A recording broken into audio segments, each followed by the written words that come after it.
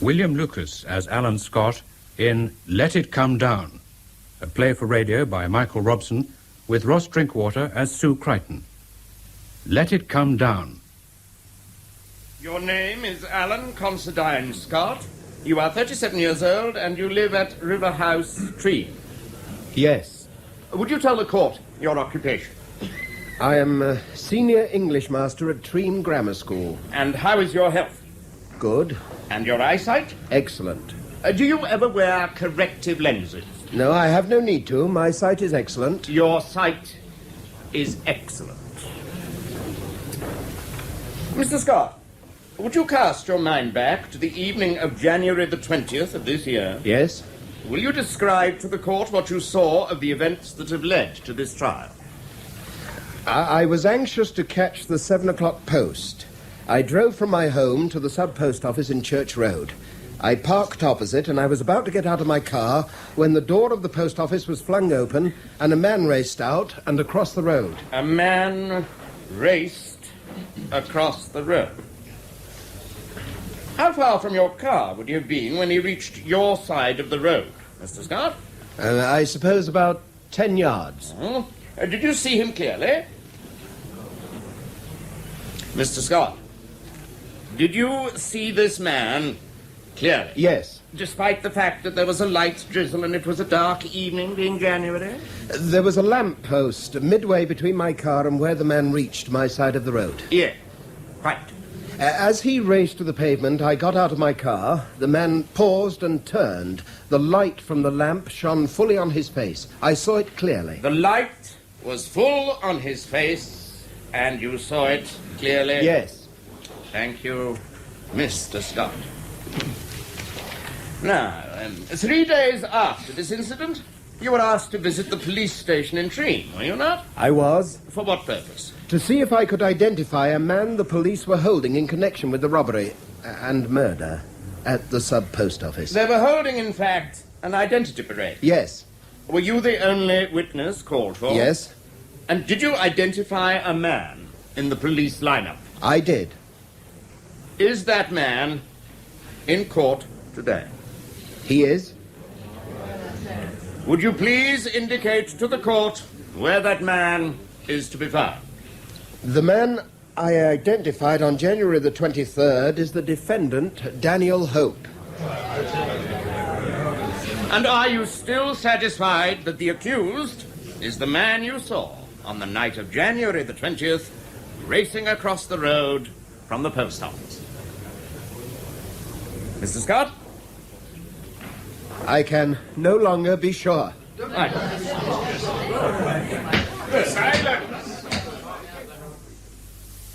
What a farce! Chief witness for the prosecution reneges on his own evidence. What a fool you looked! And what fools the prosecution looked! Are you out of your mind? I was not satisfied that Hope was the man. For God's sake, the robbery took place 4 months ago. But you were certain enough at the identity parade. Oh, yes, very quick to nail him then. Because I was angry and sickened that poor Hollis had died after the beating he'd taken. That inoffensive and charming old man.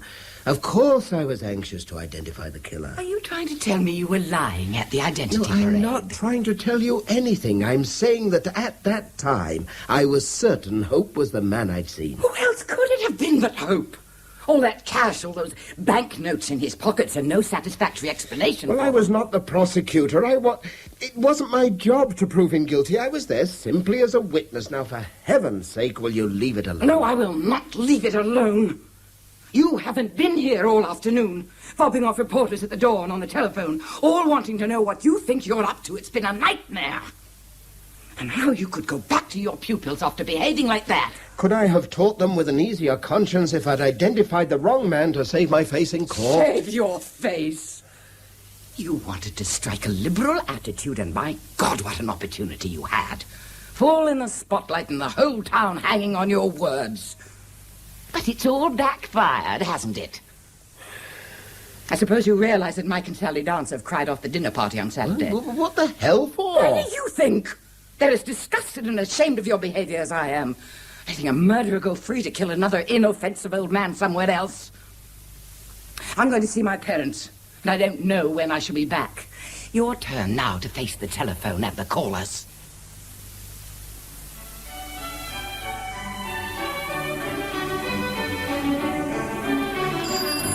Oh, no.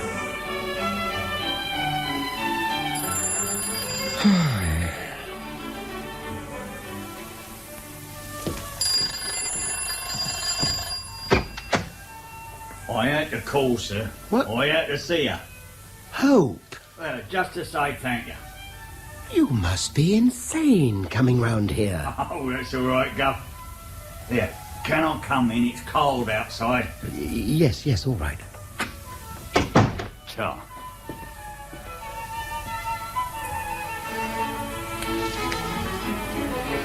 You realise that if anyone finds you've been here, we'll both be under suspicion. Oh, but I was discharged, wasn't I? Not guilty. Free to go. Have you never heard of collusion? Pardon? Oh, God. Collusion. If the police ever discover you've been here, they'll think we rigged the whole thing in court. Yeah, but how could we? You never spoken to me. Or been in the nick since January. Yes, you've probably had a rough time of it, but... Look, why are you here? Well, I just wanted to thank you, that's all. But there's no need. I simply spoke the truth today. Yeah, not many people would have done what you done, though. Not for someone like me. The kind of person you are has no bearing on the matter. I wasn't sure anymore, and I had to say so. Well, there you are, then. You're a fair man and an honest man. Yeah, I tell you, I thought it was all up this morning. I'm 55, and if you'd have nailed me, I'd have gone down for the rest of my life. Yes, that thought had crossed my mind when I went into the witness box, but it didn't affect my evidence. If I'd still been certain you were the man I saw that night, I should have said so. But there was reasonable doubt, and I had to express it. Yeah. Coppers didn't like it, you know. No, I don't suppose they did, but the police don't try the cases they bring. Ah, thank good. Yes, well, Oh, look, Hope, I don't want to seem uncivil, but I think you'd better go. Huh? I've had a few problems today, and if you should be found here, I'll have a great many more. Do you follow me? You want me to go? Well, I appreciate the trouble you've taken to find out where I live and to call round and thank me, but I don't think Treem's the healthiest place for you to stay, do you? What are your plans? Well, I thought I'd probably go up to Liverpool. See me son. Bit of a surprise for him, it'll be. Yes, a pleasant one, I hope. Yeah, he hasn't got much time for me, never had. Well, I suppose it's understandable, really. He's 32 now, and I've been in and out of stir all his life. Mr. Hope, have you got the rail fare to Liverpool? Eh? Because if you have, I'd advise you to get off there now. You've said yourself the police aren't too amused at the outcome of the trial, and they'll be watching you all the way out of the county. Oh, I was careful, so no one knows I'm here. But have you got the rail fare? Look, let me give you some cash. Tide you over for a bit. By God, you are a fair man. I'm being practical. It'll be bad for us both if you stay on here. And I've only got £8 in cash, but... Oh, look, are you joking? I got a pocket full, ain't I? No problem. I see. Yes, well then... Well, I'll be off. I don't want to wear me welcome out. Well, it's not a question of wearing... Pardon me saying so, but you're an educated man. A teacher, ain't you? What do you mean? Well, I reckon you know the law pretty well, don't you? I know it neither better nor worse than any other layman. Yeah. Why? Well, you know, I shouldn't worry too much about me calling on you, Mr. Scott. Not even if the coppers do find out. A man can't be tried twice for the same offence, now can he? Can he? Can he? Can he? Can he? Can he? Can he? Can he? Can he? Can he? Can he? Can he? Can he? Can he? Can he? Can he?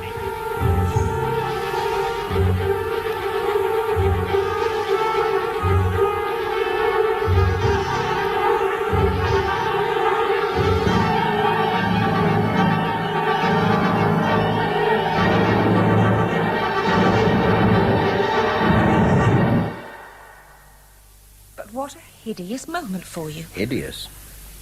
Susanna, that happened 7 years ago, and I still live right through the shock every time I think of it.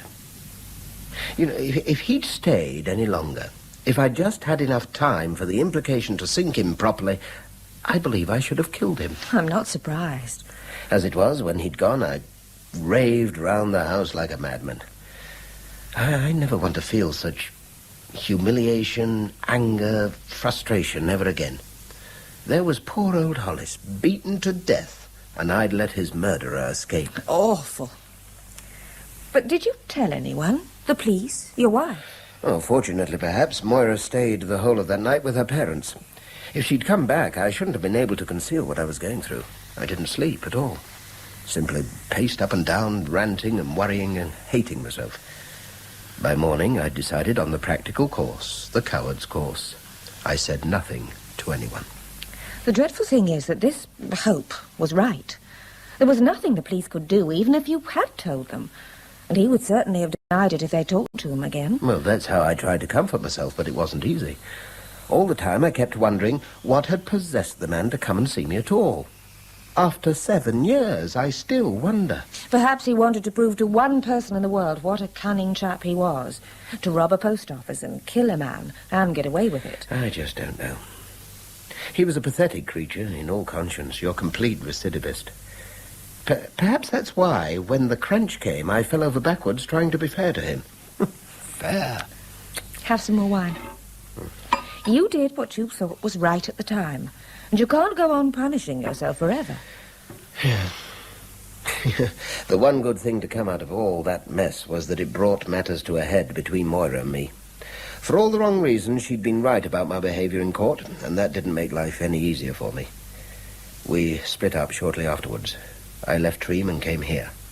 Moira remarried a couple of years later, and if Hope was the catalyst, I suppose I owe him some sort of crooked gratitude.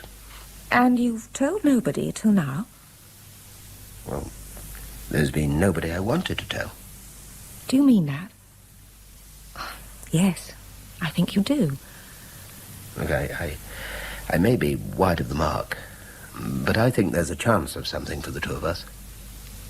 I wouldn't want it to be ruined by skeletons in the cupboard. Skeletons? I think you already know mine, such as they are. Of the divorce? Mm-hmm. Oh, I bear Tom no ill will. But we're better apart than we were together. At close quarters, we became pretty hard to take, for our friends as well as ourselves. Do you see him at all, Tom? Not anymore. He has a 3-year contract in Zaire, and it's still got 2.5 years to run. Tom never could take loneliness. He's probably found someone now. I hope so. And you? What about you? Oh, I'm in partnership with Alice Kingsley. You know, the craft shop in the high street. Hand-woven fabrics and handmade pottery. I meant the future. You're fishing? Sorry. What's quite obvious is that you're the first interesting thing to have happened to Ferriers in years. I'm glad you were slow to appreciate the feminine interest in you. Well, I wasn't anxious to burn my fingers twice. Any more than I am. Yes, I recognize that. Nevertheless, well, if you don't warm your hands by the fire, sometimes they're always going to be cold. Well, let's take it gently and see how it works out. Let's have another drink. Monday's a long way off. And we've had consistently good results year after year. That's not the point, Lawler, and you know it. If we get stale, how can we expect to make the kids enthusiastic? It's not a question of staleness. It's a matter of having carefully prepared an entire syllabus. So why keep chopping and changing? Because it's only by using new texts and having to get to know them ourselves that we can maintain any sort of freshness of approach. Yes. Well, it means a devil of a lot of extra work. Well, you have the summer holidays ahead of you. I keep holidays and term time strictly segregated. That's how I remain sane in this bear garden. Then do the preparation at nights or weekends. Look, I don't care when you do it, so long as it's done. These tactics of yours may have worked well enough at Treem, but I can assure you they aren't wanted here. Well, by you? And that was the last bell. If you hadn't realized it, I'm going home. Lawler, the syllabus is going to be changed. There you are, Mr. Scott. Good heavens, you're drenched. Car isn't ready, then? No, not yet. Some fool of a driver shot round Laker's Corner as I was crossing the road, going far too fast and without his headlights on. Idiot almost knocked me over. Oh, it's wicked. It really is, the way some people drive. Seem to think no one else has the right to use the road. You aren't hurt, are you, sir? No, just angry, Mrs. Clayton, that's all. Oh, you've time for a nice cup of tea, haven't you? Christine's here, but she's a bit early. Thanks.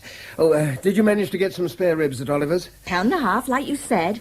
But there's no nourishment in them things. Don't you believe it? A man can feed well on spare ribs. Well, can I cook them for you before I go home? Oh, it's very kind of you, Mrs. Clayton, but I'll see to it when the tutorial's over.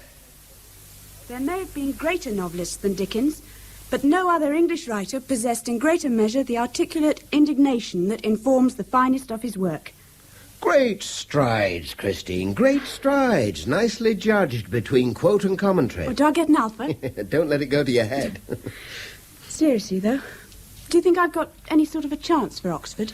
Well, if you didn't have a chance, I shouldn't have encouraged your father to spend good money on tuition fees. I don't think that's an answer, sir. I can't prophesy. All I know is that you'll do yourself and the school and me great credit when you write the exhibition next year. I want to get there, more than anything. Yes, I know.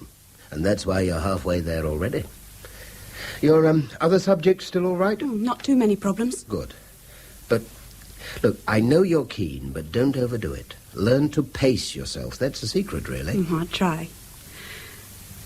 Has it stopped raining, do you think? It seems to have done. Sorry I can't run you home, but my car's still in dock. Oh, it's all right. I can get the bus from Lakers Corner. You wouldn't like to have supper with us, would you? It's very sweet of you, but I've a private feast planned. I bet you're a really good cook. My mother can never understand that a man can cope on his own. She gets really worried about you, honestly. Well, then, thank her, but assure her that I'm gross and overfed, will you? All right, Chris. Well, then, same time, same place next Tuesday, hmm? Fine, sir. And thanks very much.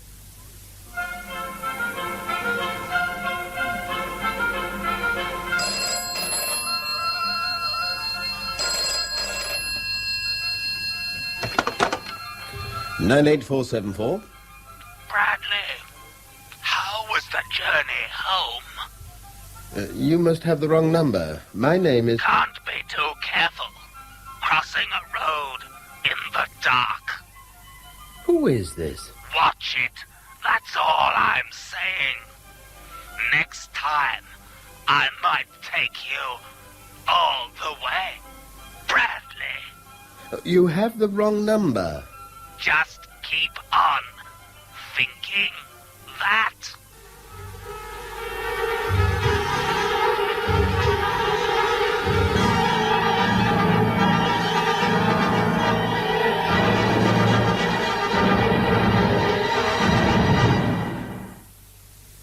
I'll be off now, Mr. Scott. Yes, all right, Mrs. Clayton, thank you. Your husband not picking you up this evening? No, tonight's his late night.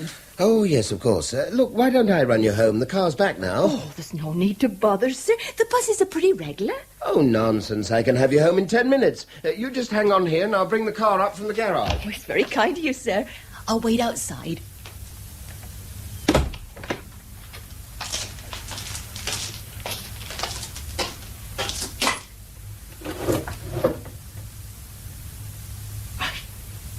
Believe it. I don't believe it. Whatever's the matter? The tyres. They're flat. Every single damn tyre. It was sabotage, Mr. Scott, and that's the only word I can use. Someone slashed all 4 tyres, very deeply, very successfully. It's preposterous. Who the devil would want to do that? Some daft kid at your school showing off to his mates? But I didn't take the car to school that day. It was in my garage. Keep your garage locked, do you? I've never seen any need to. Nothing like this has ever happened before. Well, perhaps someone fancied nicking the car. Found he couldn't get inside it because it was locked and, took it out on your tyres. It's crazy. The whole thing is crazy. Oh, you'd be surprised the amount of vandalism we have to repair down here. Windows broken, aerials snapped, bonnets scored. Yet you'd think Ferrier's was a quiet town. Well, this is a bloody nuisance. It really is. Have you got replacement tyres? No, not this type, I'm afraid. Don't carry a large stock of tyres at all. Well, I can get you a set in 48 hours, Oh, though. so they could be ready for the weekend. I need the car then. No trouble at all. Cost you, though? Yes, Mr. Bennett. That's what I was afraid of. It's senseless, the whole thing. First, the lunatic nearly knocks me over. Then he rings up with vague threats and calls me Bradley. And then he slashes all my tyres. Why? Have you told the police? Well, is there any point? I'd waste a lot of their time and they'd waste a lot of mine, but I'm damn certain we'd be no nearer to a solution. Yes, but if the same person's been responsible for all of this... Why does the fool keep calling me Bradley? But do you know anyone of that name? No, I don't. Could the caller be trying someone else and getting a cross line? Oh, no, of course he couldn't. If it was someone else he wanted, he couldn't have known about Laker's Corner. Sue, I've checked the local directory and the local exchange. There's no subscriber called Bradley in the entire district. Shall I answer it? No, it's all right. I still get normal calls from normal people most of the time. 98474, Alan Scott.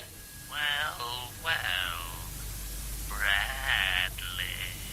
Look, will you stop this nonsense? I am not called Bradley.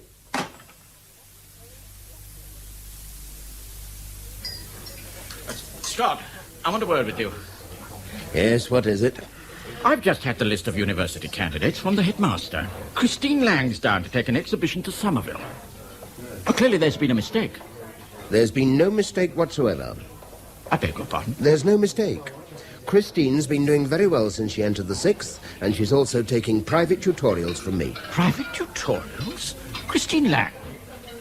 She's the best hope we've got on the art side for an Oxford entrance. Good God.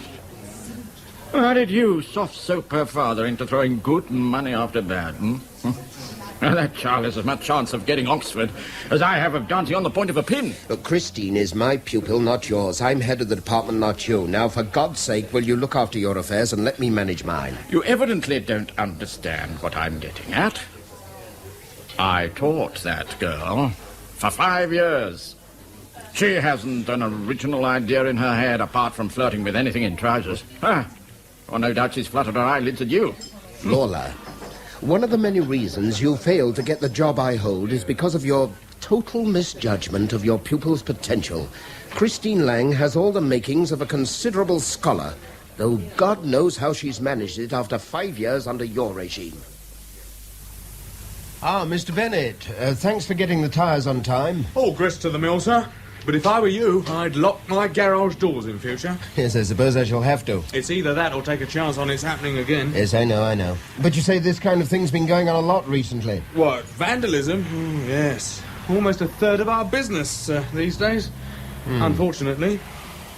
Well, you'll send the bill to me, will you? Righto, sir. Have a good spin. I'll try. Going far? Bishop Stortford. Oh, no distance at all. With those tyres, you could travel 40,000 miles. Still have tread to spare. Well, I'm glad something's reliable around here.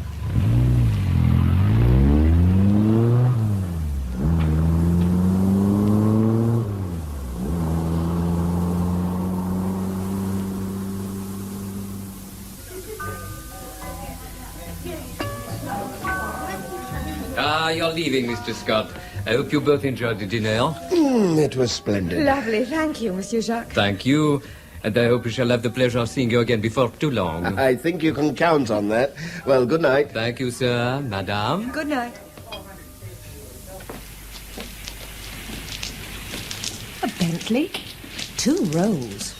Who said there isn't money about these days? Not I, ma'am, not I. A Bristol, 2 Jags. Jensen, Rovers galore. Oh, and a sweet little pre-war MG. Is this what's known as putting the old man in his place, eh? We can't all be 10,000 a year men. Can't all be men, thank God. Oh, a Riley. And an extremely imposing... Alan. What's the matter? Your car.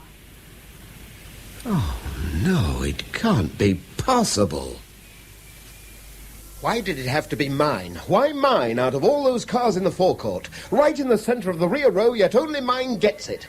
The windscreen has been destroyed. I'm terribly sorry, sir. I can't imagine. Look, did no one hear anything or see anything? Is there no supervision at all? Alan, please. The notice is quite clear. Cars and their contents left at owner's risk. Look, I don't give a damn what the notice says. Why did nobody hear what was going on? I can assure you, sir, this is the first incident of its kind we've had here. Isn't it possible the windscreen shattered spontaneously? They do sometimes. Come on. You saw what it looked like. It was smashed deliberately. There's glass all over the back seat. Well, I'm certain it couldn't have been any of our guests, monsieur. Then who was it? I can't tell you how sorry I am. I don't need apologies. I want some action. Alan, Monsieur Jacques wasn't responsible. Will you please calm down? Shouting's not going to improve matters. The management would be very pleased to pay the cost of a new windscreen, monsieur. At the moment, it's not the cost I'm concerned with. It's a principle. Why should someone pass up a £10,000 rolls in favour of my car? I think you know the answer to that. This wasn't a random act of vandalism. It was meant to hurt you. Specifically, you.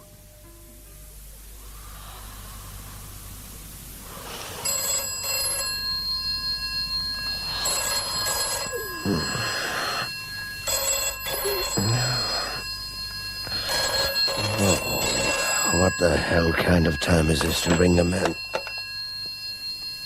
Yes, what is it? How many women do you need in your life, Bradley?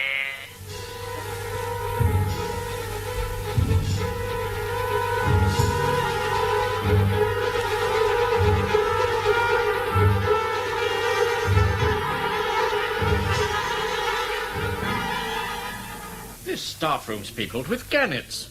I came in here half a minute after break began, and every damn biscuit's gone. Oh, Lawler, I wonder if you could help me. What is it? I'm curious to know if anybody called Bradley has ever taught here. Bradley? Bradley. You're the longest-serving member of the staff. Does the name mean anything to you? Bradley? I've been here since '52, and I don't recall. Let's see now, there was a Barrett, soccer blue, taught history for a while. And a Barclay. Barclay? When was he here? Dick Barclay. Oh, well, he left about 7 years ago, emigrated to New Zealand. Charming young chap, doing very well, I believe. Yes, he was junior physics master, popular with the boys. But no Bradley? No Bradley. Why? What's the interest? Oh, it's unimportant. I'm obviously barking up the wrong tree. Honestly, I wish I could share your enthusiasm for Conrad, but I can't.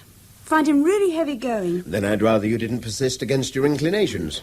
Wow, do you see the time? Bonus night tonight, sir. Want some coffee before you go? Love to, if you're making some anyway. If you don't mind coffee bags, I could have it ready in a couple of minutes. Great. Can I put a record on? Yes, help yourself.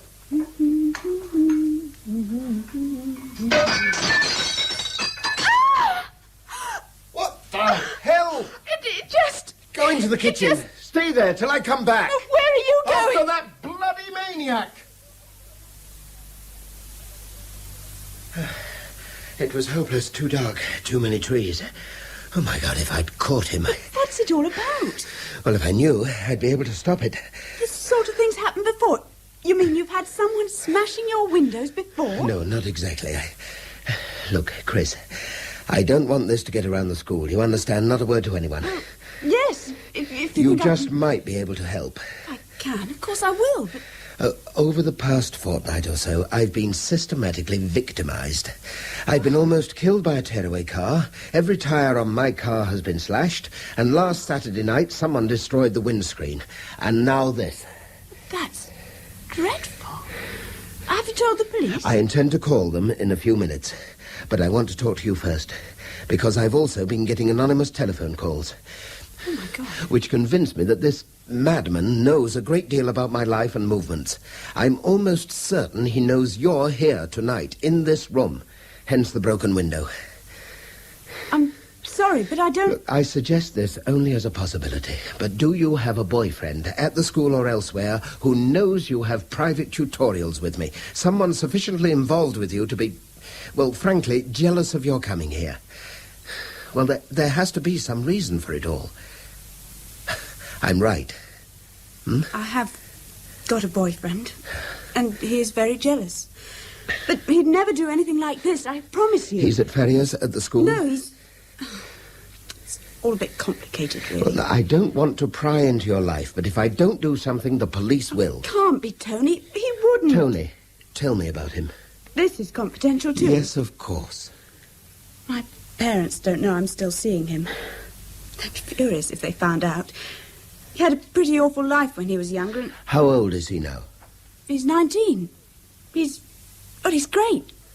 Some people mightn't think so, but they don't know him like I do. Oh, I respect your judgment. No, I mean it. If you think he's incapable of this kind of thing, then... I want to tell you about him. He was brought up by foster parents. When he was about 14, he just stopped getting along with them. He ran with a wild bunch of kids and got into a lot of trouble. Up before the juvenile court, that sort of thing. He's been, using his common sense for years now. What does he do? He's a motor mechanic. A motor mechanic? Yes. Over at Langbury. He's good at his job, he really is. He loves working with cars and motorbikes. But he's jealous. Very jealous.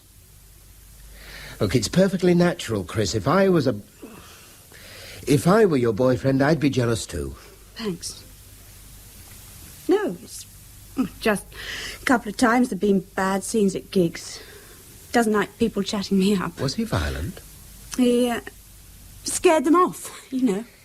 He knows you come here to see me on my own and why you come. Yes. He doesn't want you going to university at all, does he? I never said that. No, but he doesn't. He can't. Why'd you say that? There's a gap between you now, social, emotional. You practically admitted it yourself, and if Tony's as bright as he sounds, he knows perfectly well that if you spend 3 of the most formative years of your life away from him, he'll lose you for good. That's just not true. I think it is. I've seen it happen 100 times. We're not 100 other people. We're Tony and Chris. You've never known much outside the world of Ferriers, have you? You haven't been exposed to 3 years of a university discipline, 3 years of interrelating with people who think as you think, follow scholarship because they love it, see a beauty in academic life that Tony can never enjoy. How will you feel? How will he feel when you're a Master of Arts and he's still a motor mechanic at Langbury? You talk just like my father. Well, I'm old enough to be your father. Fathers aren't inevitably wrong, you know. They mightn't always have right on their side, but they do tend to have experience. Oh, no, Chris, come on now, don't cry. Look, I'm not against you and Tony. It's nothing to do with me. All I'm concerned with is to stop this grotesque persecution. If Tony should be behind it, let's sort it out amongst the 3 of us. And if he isn't, well, then it's up to the police. I'm sorry. I didn't mean to... Look, just find out, without rocking the boat, where Tony was last Saturday night and where he's been tonight. Now, can you do that without collecting a black eye? I'll try. I promise. And you have no idea at all who could be behind all this, sir? None whatsoever, Sergeant Franklin. Yes. No, I only wish I had. Or any idea what these references to Bradley might mean? Sergeant, none at all. As I told you, I've checked at the school, I've checked with the local telephone exchange. No help at all. No Bradley. Yes. Very unpleasant for you. And drafty, and expensive, and time-consuming. Yeah. I'm fairly sure Saunders will fit new windows for you tomorrow. I'll have a word with him myself. And that's very good of you. As to the future, well, I'll see our patrol cars keep a sharp lookout on your house. Fact is, you're overlooked here by almost every building in the village. And I'd advise you to make sure all doors are locked and all windows secured if you have to leave the house empty. And if anything further happens, any more telephone calls, any trouble, call us straight away. I shall. And thank you for coming so promptly. That's all right, sir. Good night to you. Good night, Sergeant.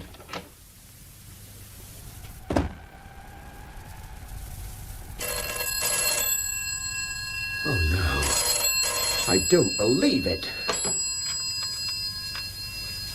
Yes? The police can't help you, Bradley. You're on your own.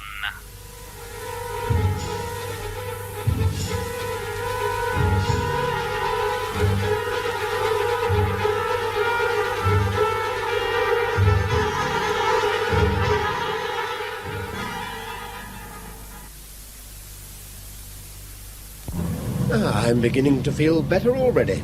Me too. A weekend's break will do you the world of good. Have you been to this place before? A couple of times. Oh, it's charming.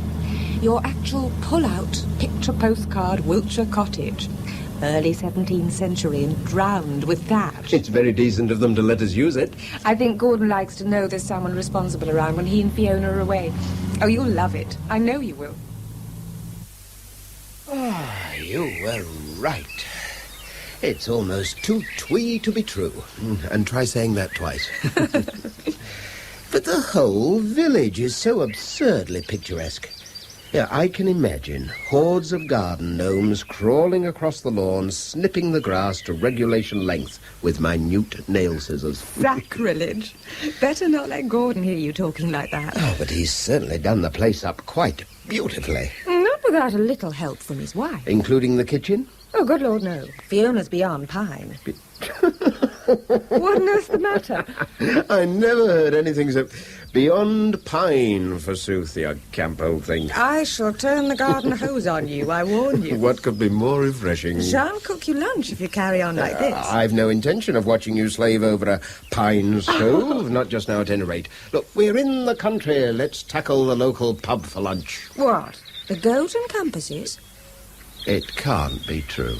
True as I stand here. Goat and Compasses is the name of the pub down the lane. Oh, this is preposterous. The whole damn village has got to be a mock-up, carefully stage-managed by the British Tourist Association. I'm beginning to wish I'd never brought you. I'll make it up to you, I swear. You shall have 2 helpings of shepherd's pie and all me onions. You really are beginning to relax, aren't you? Yes, I was, but I've just remembered something. What? No, it's all right, but I should have told Sergeant Franklin I'd be away for the weekend. Well, telephone him from here. Yes, I shall. Look, why don't you potter down to the Goat and Slide rule and suss out the lunch situation while I call Franklin? I shan't be long. Well, this is typical, of course. You want to be sure I stand the first round. Yes, of course. Mine's a large draft bitter. You should be so lucky.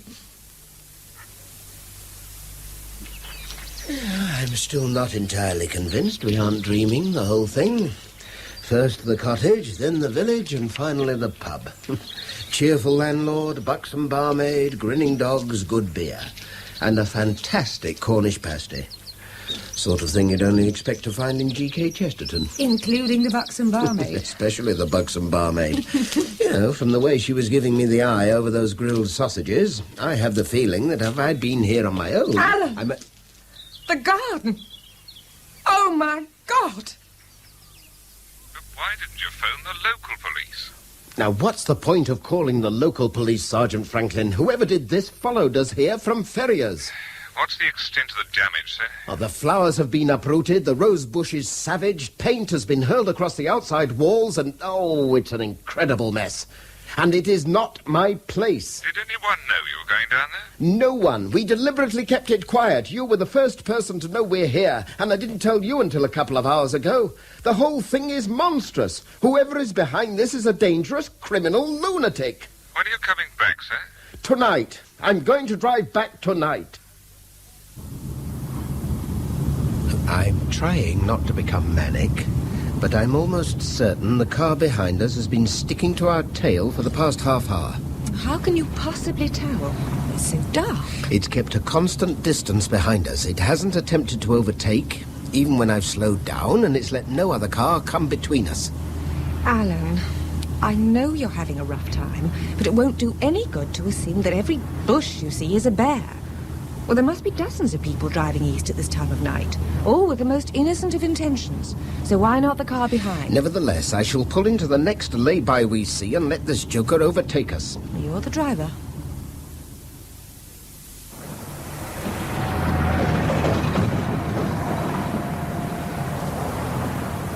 He must be miles ahead by now. Look, I'm sorry you think I'm wasting our time, but I'd rather feel stupid than frightened. We've had enough shocks for one weekend. Okay, we'll hit the road again.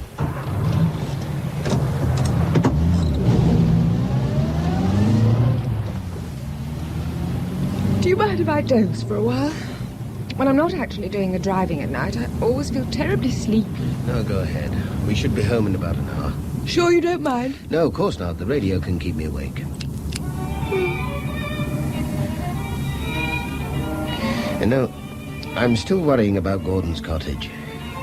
What I'd better do is get in touch with him towards the end of next week and arrange a time we can meet. Once he's assessed replacements for what that lunatic damaged... Well, where the hell did you come from, matey? Can't be the same car, surely. Sue. Huh? Behind us. What? He switched his lights off. He's what? He's starting to overtake us. Sue, brace yourself! Oh, my God!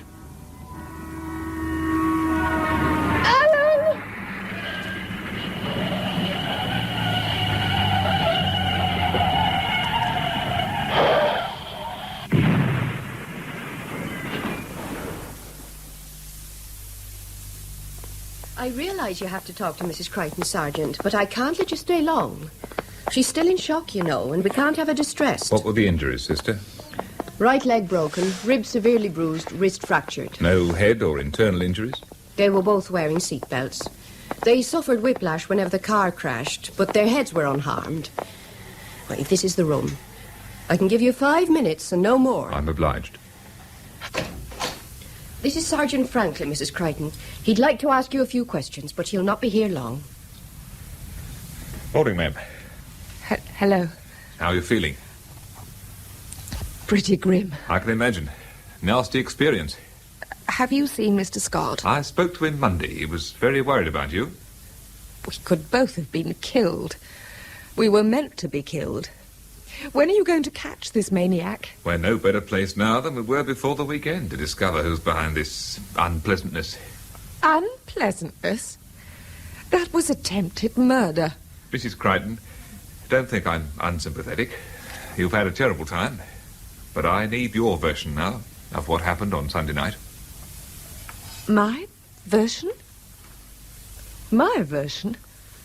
Are you suggesting there's more than one possible version of what happened? Mr. Scott tells me he thought a car was following him. He drove into a lay-by and watched it go past. You remained in the lay-by for about 5 minutes and then took to the road again. That you fell asleep and he was listening to the radio when he became aware of what he was certain was the same car following again. That he woke you up when the car's lights were switched off. That the car accelerated, overtook you, and swerved across your path. That Mr. Scott had to drive off the road, you bounced over the verge and hit a tree. Yes, that's precisely what happened. But what Mr. Scott probably didn't tell you was that at first I thought he was imagining things. Oh, I was tired and fed up, and I thought he was being neurotic about the whole thing. And I was proved totally wrong. Did he tell you that? Mr. Scott's been under considerable strain for the past few weeks. He sounded at breaking point when he telephoned me from that cottage. Well, of course he was upset. We both were. What I'm getting at is this. Did Mr. Scott drink at all? Just No. Please let me finish. Had he been drinking just before you began the drive back to Ferriers? Could he have overreacted to a piece of careless driving? Overreacted to such an extent that he drove off the road needlessly? Morning, Headmaster. Come in, Mr. Scott. Thank you.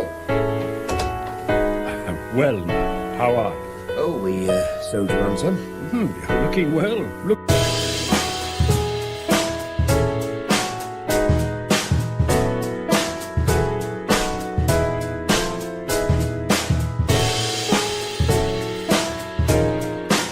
Looking very well indeed. Must have a vast constitution. But I'm sorry to hear about Mrs. Crichton. How's she coming along? Very well, fortunately. Her leg and wrist are both in plaster, of course, but she'll be able to go home tomorrow. That's good. Charles, it must have been a dreadful experience for you both. Well, if we were any closer to discovering who's at the back of it, we'd feel a good deal easier in our minds. It's a baffling and disturbing affair. If I can be of any help... It's very kind of you, but the notion of motiveless evil isn't one I'd have entertained until this business started.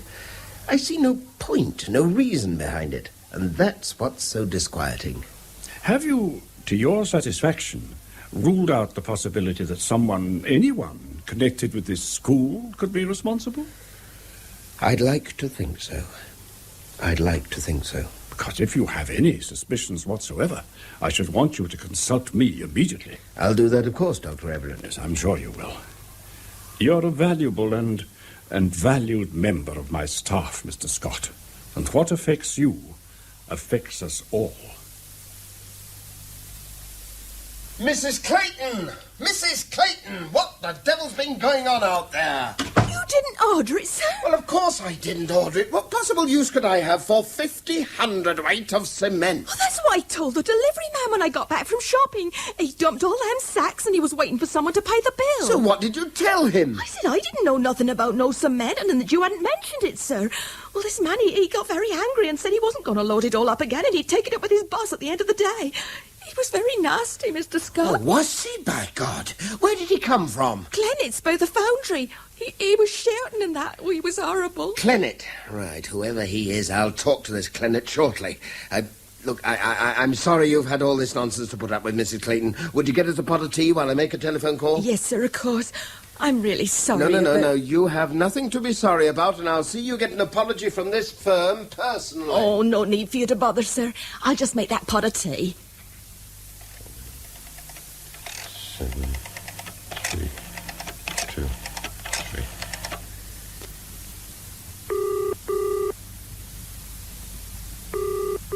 Come on.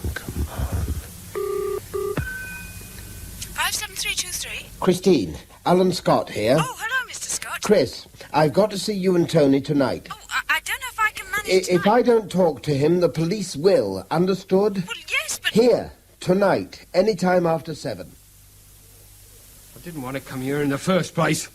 And I wouldn't be here if it weren't for Chris. Now, let's get this straight. Apart from malicious damage, my car's a write-off. There have been 2 attempts on my life. And a friend of mine has been severely injured. And like it or not, you are the only person I can think of who has the remotest reason for wanting to harm me. Oh, what are you on about? What kind of reason? Jealousy. Simple as that.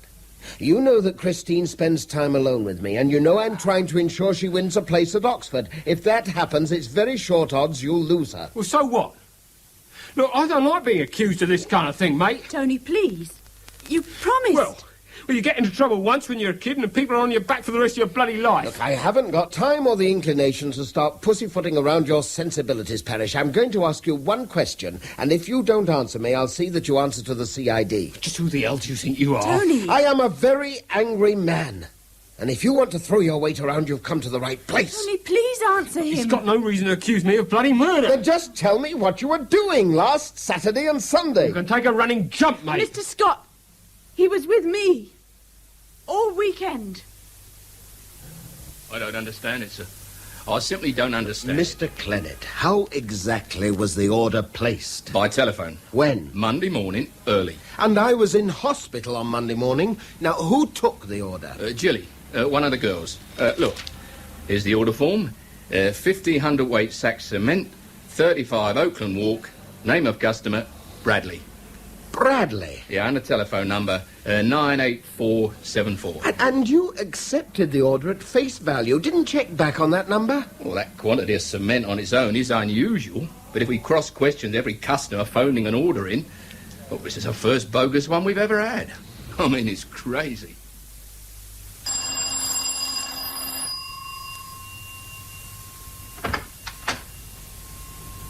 Christine.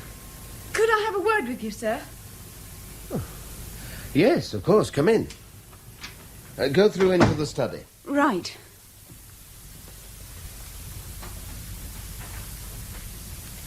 Well? I'm sorry about Tony. The way he behaved this evening. He was very upset. He behaved disgracefully. I'm afraid I panicked when the two of you lost your tempers. I was scared Tony was going to go for you, so I lied. I wanted to get him away from here quickly. I'm sorry. Look, sit down, Chris. You're telling me now that you weren't with him any part of the weekend? No. Oh, I'm certain he had nothing to do with all these attacks on you. But I'm scared he's back with the old gang again. Now, what does that mean? Well, the boys he used to go round with over at Langbury a few years ago. After he got into trouble, he stopped seeing them. But well, a couple of months ago, one of my friends told me they'd seen Tony and 2 or 3 of his old mates coming out of a pub together. Well, when I asked Tony about it, he flared up. He said it was none of my business. And last weekend, he'd promised to take me to a party at Stansted on Saturday. At the last minute, he cried off. Said he was going to Snetterton to see some formula racing. And did he go to Snetterton? Well, I don't know. When we left home after seeing you just now, he stormed off. He said he was fed up of being pushed around. When he gets into a mood like that, he won't speak to me for days. Look, are you in love with him? I don't know what I feel. I just know that I'm happier with him than with anyone I've ever known. And when he won't speak to me, it's like there's something dying inside me. What I'm going to say will be unpalatable, but I shall say it all the same because I'm concerned for you and your future. Look, you have the ability, the initiative, the personality to find for yourself an interesting and honourable career and to do something eminently worthwhile with your life. But these next 12 months are vital to you if you're going to get the right start, and in that situation, Tony is bad news. Look, I'm sorry, but he's bad news. If the time you should be spending on scholarship is spent worrying about him and what he's up to, then it's a gross indulgence and you're wasting my time and yours even thinking about university entrance. It isn't as easy as that. Well, of course it isn't. Nothing worthwhile is ever easy. But the choice is straightforward and only you can make it. Until you write that exhibition, you can give priority to your work or to that young lout. And I warn you, the police are going to be interviewing him very shortly. Yes? And Inspector Durrant's here, Mr. Scott. Oh, thank you, Mrs. Clayton. I was expecting him. Come through, Inspector. Thank you. Yes, I'm very glad to see you. Good evening, sir. Thank you, Mrs. Clayton. Good night, sir. Sergeant Franklin's brought me up to date, of course. Yes, he's very thorough. Yes. Do sit down. Oh, thank you. Tell me, how did you arrive? I beg your pardon? Did you come in a police car with all the trimmings? I did. Why do you ask? Because if this madman is keeping watch on this house, he'll realize the heavy brigade is moving in. It might just scare him off. Will you open the wine, Alan? See if it's fit to be drunk. Yes, of course. Corkscrew? Thanks. Yeah, you're becoming very nimble in spite of the plaster. Are you still having any pain? No, not really. It's just awkward and very uncomfortable. Anyway, tell me about this Durrant. Is he getting anywhere? I liked him. There we are. Good mind, cogent thinker. He's certain this Bradley nonsense is a blind. As we are. As we are. Well, has he talked to that young man of Christine Lang's? Tony, what's his name? Tony Parrish, yes. I don't think he's entirely happy about the boy's attitude, but there seems to be nothing to go on there, apart from a general hostility to me, the police, and any form of authority. In fact, I'm sorry for him. Naturally. No, I mean it. He's had a raw deal from the word go, and now he's had the misfortune to fall for a girl who'll leave him standing in a few months' time. You can understand bitterness, resentment, and... Where are the glasses? Oh, behind you. Oh, right. Shall I, Absolutely. But if you've ruled out Tony Parrish, who does that leave us with? Who could possibly hate you so much? Well, Durrant's as puzzled as we are. Here, cheers. Cheers. There's one consolation. Our man's been lying very low since Durrant's been around.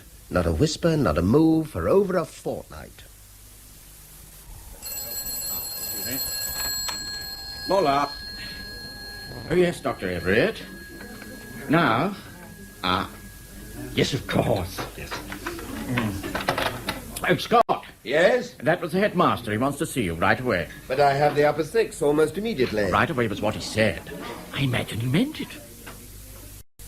You've had a good many problems recently, Mr. Scott, and I hesitate to add to them. I'm sorry. Do sit down, please. Now, how long have you been giving private lessons to Christine Lang? About a year now, I suppose. Oh, yes, of course. I remember your mentioning it when they began. What's the problem? The lessons. Do they take place at her parents' home? No, at mine. Yes. Is there anyone else in the house when the tutorials are taking place? Well, my housekeeper, Mrs. Clayton. She's often around. Why? I have a letter. An offensive and anonymous letter. It refers to a member of my staff called Bradley, but it's clearly about you. Bradley? Now, normally I should have destroyed it immediately and tried to forget it, but it's become one more aspect of this vindictive campaign against you, and you probably want to show it to the police. This is it. And it deals with Christine and myself, Yes. Yes, just about as revolting as you can get. It's foul, and I'm sorry. This man is mad. I want you to appreciate very clearly where I stand in this matter. And if I can be of any help so far as police investigations are concerned, please don't hesitate to tell them to contact me. Well, thank you. Apart from my secretary, who had the misfortune to open the letter, you and I are the only ones to have read it. But my one concern is that this deranged person may cast his net wider and write to other people about you in similar vein.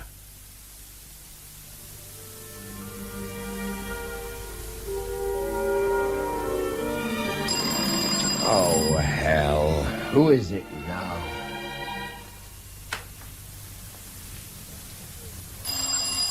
Coming! Oh, Mr. Lang. Yes. Do you think I could... Yes, come in, please. Thank you. I'm terribly sorry to be calling around so late. I've been in a quandary all evening. Come through, Mr. Lang. I think I can guess what it's about. Thank you.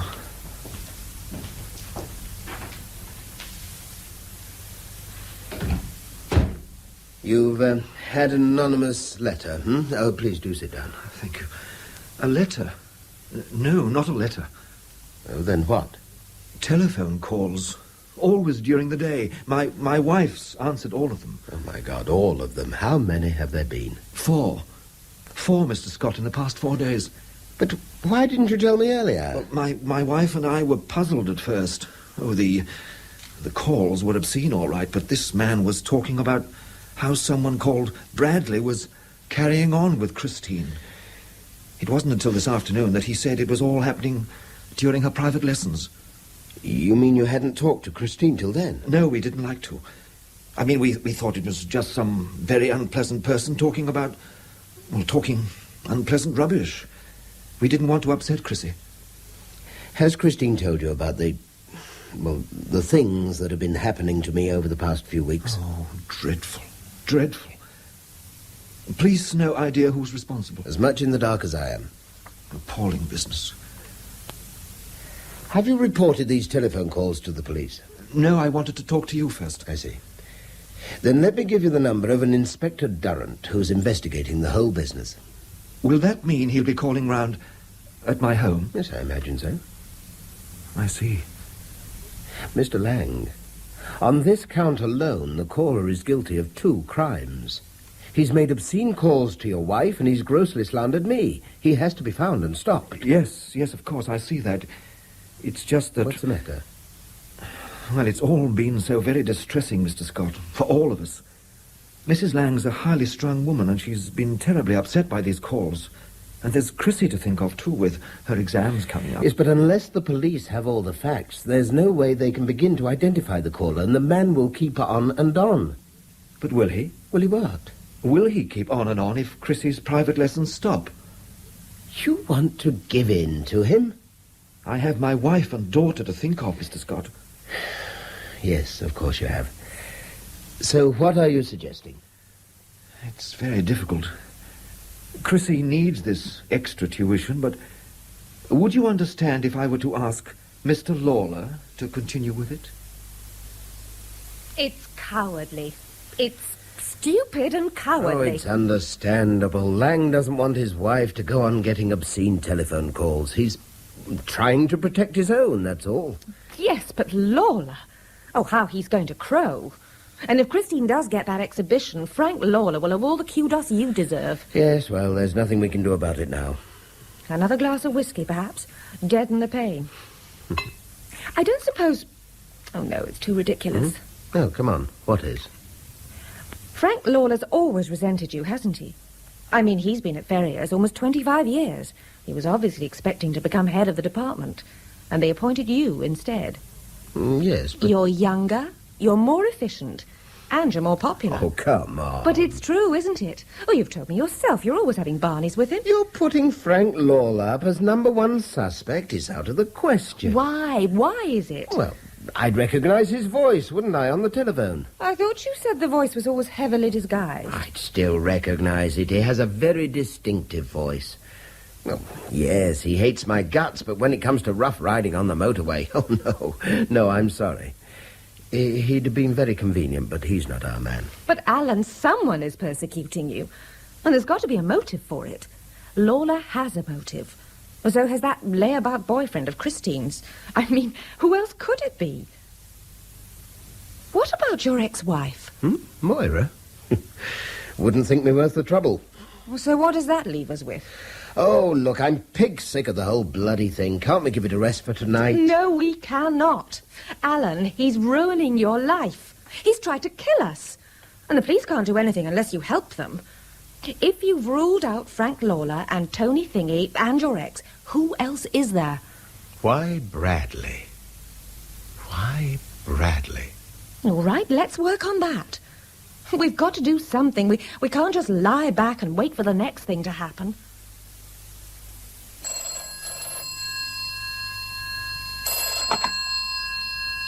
Scott? Alan, it's Sue. I believe I'm onto something. What? I've just been to the county library. I went through Kelly Street directory for the past 30 years, and Alan, from 1947 to 1950, your house was occupied by Colonel and Mrs. J.H.T. Bradley. Most extraordinary story I ever heard. And I can't imagine how you came to find me. Well, the Ministry of Defence people were helpful, Colonel. They put us onto your regimental depot, and the adjutant gave us your address here. Well, it's a clever piece of sleuthing on your part. I only wish I could throw some light on the affair, but I can't for the life of me see any connection. I mean, none whatsoever. How did you come to be living in Ferriers, Colonel? At that time, you see, my regiment was stationed in Colchester, my dear. And I took that place in Oakland Walk. It was comfortable, convenient, and at that time still an army hiring. Did you come into contact with the locals at all? Oh, not really, my dear, no. Our friends were mainly within the regiment, as you can appreciate. Oh, of course, on occasion I met local people. I gave a couple of talks to the school. Oh, did you? Did you, though? Yes, encouraging the older lads to think of the army as a career. I mean, you know the drill. And there were the odd talks to the round table, that kind of thing. But evidently you had no quarrel with anyone there. Oh, no. No, sorry, my dear chap, no. Oh, if there'd been any unpleasantness whatsoever, I should have remembered. Getting on now, you know, but happily my memory is unimpaired.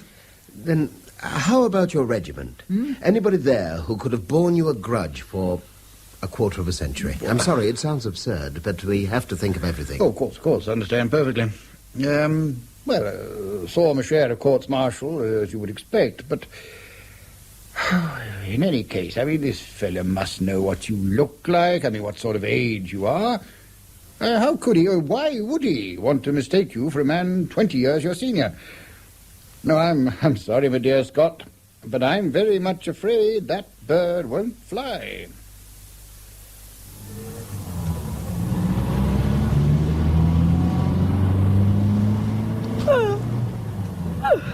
I must have dropped off again. Not for more than an hour. We're almost home. You're joking. You were snoring. Oh, how foul. Was I really? Did I never tell you how appealing you are with your eyes shut and your mouth open? Thank you, Mr. Wonderful. So, about Colonel Bradley. Wasn't he charming? Look, there's got to be some kind of connection between those telephone calls and the Colonel.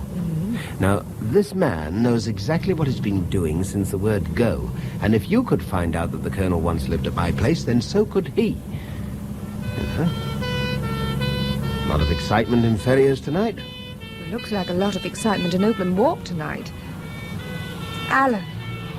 Oh, I don't want to think about it. But it is. Oh, it can't be possible.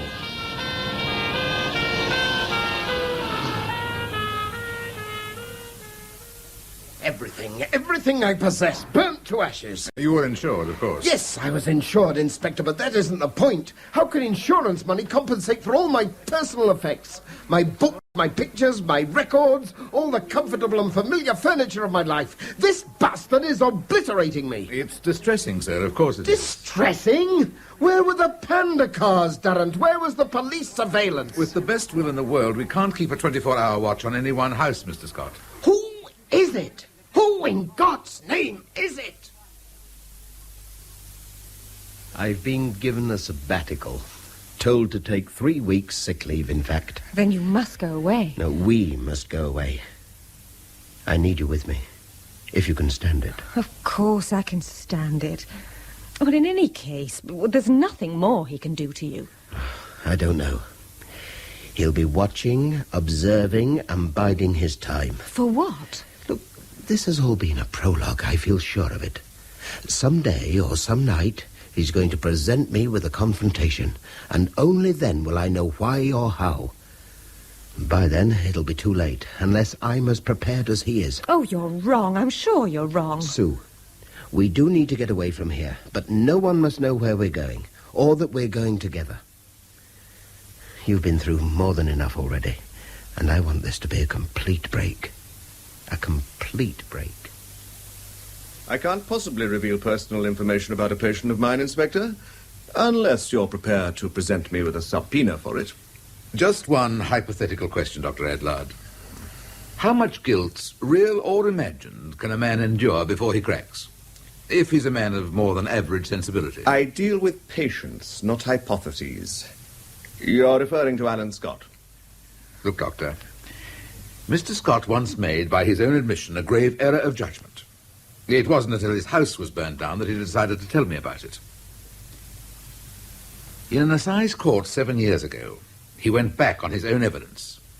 As a result, a man was acquitted of robbery and murder. What? Now, wait a moment. The defendant later implied to Mr. Scott that he was, in fact, guilty of the alleged crimes. Now, look here, Inspector. Scott was, he says, too humiliated to inform the police of this admission. And he's been tormented with worry ever since. I presume you have a reason for divulging this highly privileged information? I know perfectly well that you're only a country GP, Dr. Adlard. Yet at least half the problems you deal with must be of psychosomatic rather than physiological origin. You have a remarkable vocabulary, Inspector. Thank you, Dr. Adlard. But what I want to know is Scott's state of mind at present. All I can tell you, Inspector, is what you've already observed for yourself, that Mr. Scott is emotionally exhausted, but he is not neurasthenic or paranoid or manic-depressive. His nerves have taken a beating, but he'll recover. At the moment, he's on 4 sedative tablets a day, and if I know him, he'll be recovered within a month. Has he told you everything that's happened to him? I believe so. I see. Yet nothing about that sensational misprision of justice 7 years ago? Not a word.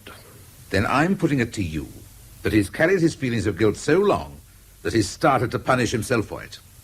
Dr. Adlard, to the best of my knowledge, every one of these acts of persecution, including the destruction of his own home, could have been engineered by Scott himself. I was very sorry to hear about the fire. Dreadful business. Any idea what caused it? At the moment, the police are more anxious to find out who caused it, Mr. Bennett. So, it was deliberate? A carefully planned act of arson. Appalling. Look, do you mind if we change the subject? I've had it up to here over the past few days. Oh, yes, of course. I'm sorry, very sorry. Well, then, what can I do for you? Could you supply me with a car and a driver this Friday? Car? Yes. Driver tricky. Where would you be going? Heathrow. I've to meet a friend there. I shall probably go on to London with him, so I shall only need the car for the outward journey. Yes, I see. Well, I could probably manage it myself with a bit of shuffling of the staff here. Well, I'd be very grateful. What time do you have to be at Heathrow? 10 o'clock. Well, we'd better leave Ferrier's not later than 7:30, eh? Be on the safe side. Then I'll be here at 7:30, Mr. Bennett. And thank you. Come. We could be on to something, sir. Relative to what, Franklin? Hope, sir. Daniel Hope. Hope? The fellow who killed the postmaster and bragged about it to Scott after he was discharged. That's the one. I had a telex from Central Records this morning. The trial took place in 1968, and nothing more was heard of Hope until 5 years later. Must have kept his nose clean for a change. Yes, get on with it. In August 1973, Daniel Hope was found drowned in a weir in Gloucestershire, and the coroner returned an open verdict. I want a complete transcript of that inquest as quick as you like. On its way, sir. I thought you'd need it. Good. August 1973. You know, it'd do absolutely no harm at all to discover exactly where Alan Scott was during that period and what he was doing there. If he's evasive, if he can't come up with substantial proof that he was elsewhere, then he's going to find himself across a whole new barrel of fun.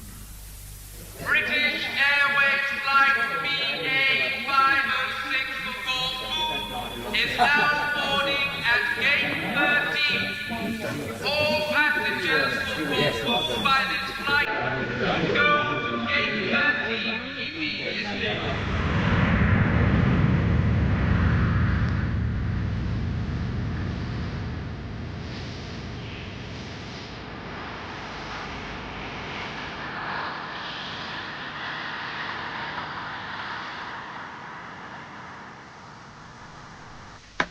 He's not in Ferrier, sir. Neither he nor Mrs. Crichton. No one knows where they are. Does his headmaster know he's done the flit? Dr. Everett advised him to take 3 weeks' sick leave. He says that Scott didn't tell him how he intended to use it. Then what about Mrs. Crichton's partner, Alice? How's your father? She must know what's going on. Alice Kingsley, sir. She told me that Mrs. Crichton was taking a fortnight's holiday somewhere. Miss Kingsley fancied it might be in Scotland. Mrs. Crichton? Isn't her leg still in plaster? Dr. Adlard removed the plaster on Tuesday. Oh, damnation. They're obviously off somewhere together. And Scott's either a damn fool for not telling us of his movements, or... Franklin, let's look at the worst that could happen. Suppose Scott did find Daniel Hope in 73, by chance or purpose. Suppose he did decide to take the law into his own hands and pitched Hope into that weir. Suppose since then he's gone round the bend, tried to cover his tracks by victimizing himself, to throw any possible inquiry out of kilter. And suppose Mrs. Crichton knows more about the Hope affair than she should. If that's the case, and remember, she was the one who took the battering in that motorway affair, then the admirable Mrs. Crichton may be starting the last holidays she'll ever take. What do you fancy doing this afternoon? What I did this morning. Lie on the beach and collect a tan. Ah. Does indicate disapproval? No, far from it. The easier you take it with that leg, the better. But you're pining for something more energetic? Yes, well, I wouldn't mind exploring a little. I'm told there's a castle worth visiting, up that-a-way. Up the mountainside? In this heat? Apparently the tourists call the direct route from Paleokostritsa up to that olive village the assault course. But they say it's worth it, if only for the view of the bay. Assault course, indeed. I thought your soldiering days were over. Franklin! Sir? Don't hover there, man. Come in, sit down and give ear. There are times when the efficiency of the police force startles even me. Today I've been startled and intrigued, because this whole bloody jigsaw's beginning to fall into place at last. You recall the name of the sub-postmaster, the one Hope killed? Hollins, wasn't it? Hollis. George Hollis. Widower with one son, David, a regular in the army. At the time of the killing, David Hollis was a sergeant in the battalion commanded by a Colonel J.H.T. Bradley. The one Scott visited in Lincolnshire? Right. Shortly after his father died, young Hollis bought himself out of the army. Spent a bit of time clearing up the old man's estate. He was left 20,000, would you believe it? Then he vanished. The Metropolitan Police have been busy these past few days. And eventually some bright spark among them decided to check with Somerset House. Franklin, in 1971, David Hollis changed his name by deed poll. Well done. 20 more steps and you've made it. Hello! Who's that? Do you know if there's a tap up there? There is, but it's dry. Good God. Mr. Scott. Bennett! What the devil are you doing in Corfu? All right, then. What have we got? Bennett's bookkeeper tells me that last Friday, Bennett himself drove Mr. Scott to Heathrow, dropped him there, and came back to Ferriers. The airport police have established that Scott left Heathrow for Corfu later that morning. At about the same time, Mrs. Crichton flew on a charter from Gatwick to Corfu. It's reckoned they both have got there by late afternoon. And Bennett, we know, managed to get a flight to Athens on the Monday morning. And it's the easiest thing in the world to grab an internal flight from Athens to Corfu. They may all be on Corfu, but where on Corfu? You know something, Franklin? For the first time in my career, I shall have the pleasure of enlisting the help of Interpol. It's very clever of you to find a place like this. I think so. Cost the earth, of course, but it's worth it. Well, for this courtyard and the view below, I'd guess it is. You here on your own? At the moment. Well, now, a drink. What's it to be? Have you got any Retsina? Nice and cold. Sure. Right there in the kitchen. Good. Retsina it is. Oh, sit down, relax. Plenty of shade under the vine veranda. I'll be with you in a couple of minutes.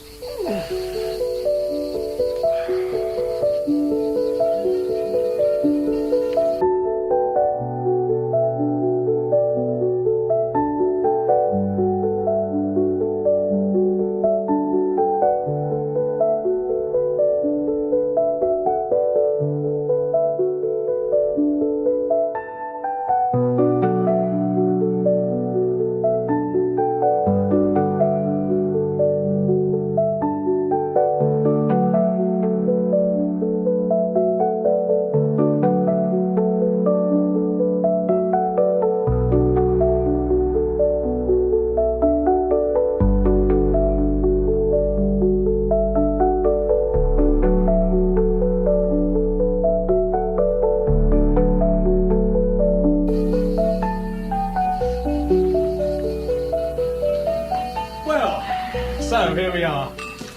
Take the bottle. Go on. Thanks.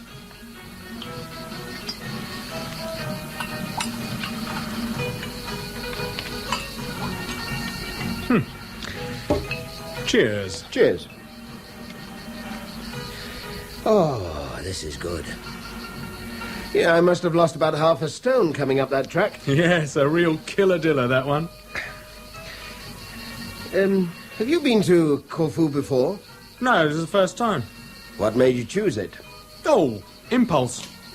All started when I took you to Heathrow last week. People going all over the world and Joe Soap heading back to Ferriers. No, I haven't had a real holiday for years. So as soon as I got home, I booked a flight to Athens. Athens? It's a long way round to double back to Corfu. Oh, impulse again. I got talking to some people in a cafe in Piraeus. They said Corfu was the place where you could be sure of sunshine and shade. So I fell for it. And you're not regretting it? Well, I must say, I was finding it a bit quiet till you came up the assault course. You need someone to talk to once in a while. Where are you staying? Oh, chap I know, he owns several villas. We got one of them. You can probably see it from here, more or less, anyway. Just west of Paleocastrita. Don't lean out too far over that balcony. Hell of a drop there. Oh, I'll watch it. Look down across the bay. Yeah? There's a smaller bay to the left. Uh-huh. Yeah, well, we're just by that bay, in an olive grove. With friends, are you? What? You're here with the friends you were meeting at Heathrow? No. Mrs. Crichton, as a matter of fact. Oh, yes, of course, Mrs. Crichton. A lady who was injured in that accident. Leg all right now, is it? Yes, she's coming along fine. You've certainly been through it. The whole of Ferriers must know every last detail, I shouldn't wonder. Yes. All but one. Oh, yes? What's that? Who's behind it all? Oh, police no further forward. They aren't being too successful. Someone did that to me. I shouldn't rest till I'd found him. And when I'd found him... What? When you'd found him, what? I should kill him. Yes, that's occurred to me more than once, I can assure you, if I'd caught him at the time. But once you've cooled off, you realize that vengeance carries its own backlash. The law? The law. Doesn't take kindly to killers, whatever the provocation. I've no wish to see my life messed up any further with a long prison sentence. Funny you should say that. Why? Well, a fellow I knew, this'll interest you. A fellow I knew had a grudge against this other chap. A very good reason. The chap had killed his father. Good God. Anyway, this mate of mine was out to get the killer. What happened was that the killer had been discharged. But by the jury? Oh, no, never got as far as the jury. No, it seems the chief witness for the prosecution suddenly changed his mind, got liberal ideas, perhaps, or a backhander. I wouldn't identify your actual villain. So he was off, scot-free. Anyway, you see, this mate of mine, he made it his business to follow Chummy's activities, eventually ran him to earth. 4 years after the trial, in a village in Gloucestershire. Chummy was on the booze, of course, aren't they all? My friend took Chummy for a walk after closing time one night. Down to a weir, it was. Then he told him what he was going to do. And why. And then he slung Chummy in the weir. Simple as that. No trouble with the police? Oh, the law was delighted. They'd been after Chummy for years, list of convictions as long as your arm. When they had him up for trial, they'd got him dead to rights, but this witness, you see, let them down. Can you imagine?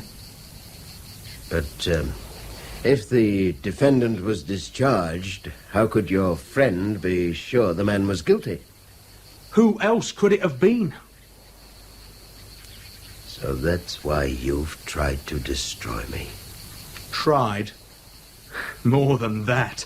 Much more than that. I wanted you to suffer first, as much as I suffered when I knew my old man's killer was on the loose, and there was nothing anyone could do to bring him in. Because you had reneged. All right. Bennett, Hollis, whatever you call yourself, you've succeeded. You've made me suffer almost as much as I'd suffered already, before you caught up with me. Suffer?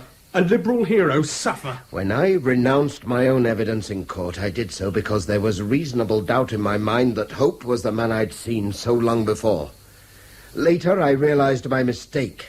But it was too late. Hope was free, could never be charged again with those offences, and the guilt has never left me since. So you've said you're sorry and that's it, eh? Oh, no. I'll say more than that. I can understand your grief and your anger, but I cannot condone the murder of a drunken man in cold blood. I cannot condone the systematic persecution of a man who was mistaken but not evil, nor the attempted murder of a totally innocent woman. So, what's your next move? A deposition to the British consul in Kirkira. And you think I'd let you go after setting up all this? You'll have no option. I'm bigger than you, and I'm very, very angry. If you try to stop me from leaving, I shall break your neck quite happily. Now, get out of my way. This may change your mind. You're naive as well as insane. A pistol shot here would be heard for miles, and a great many people know where I am. Scott, I'm going to kill you anyway. But unless you take a high dive from this balcony, I shall also kill your charming friend, Susanna Crichton. Do you imagine I haven't thought this out 100 times a day, 1,000 times? You want me to take a 500-foot drop to serve your notions of justice? You know the alternative. And you know I mean it. I'll tell you what, Bennett.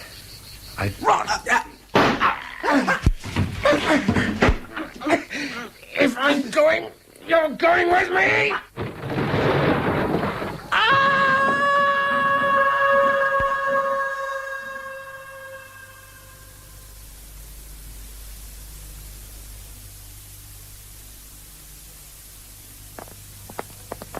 I'm glad you came over to Greece, Inspector. I've been totally out of my depth with the authorities here, though they've gone out of their way to be kind to me. It's been an appalling affair, Mrs. Crichton. It's going to be difficult to adjust to life at Ferrier's again. I can see that. You know, it's the irony of the situation that gets me. All these horrors, all this disaster, because 7 years ago, Mr. Scott did his level best to serve the cause of justice. I've had enough irony to last me a lifetime, Inspector. Yes. Shall we go inside? Well, Mr. Scott, how are you? You were lucky, sir. Very lucky. Yes. I feel lucky, Inspector.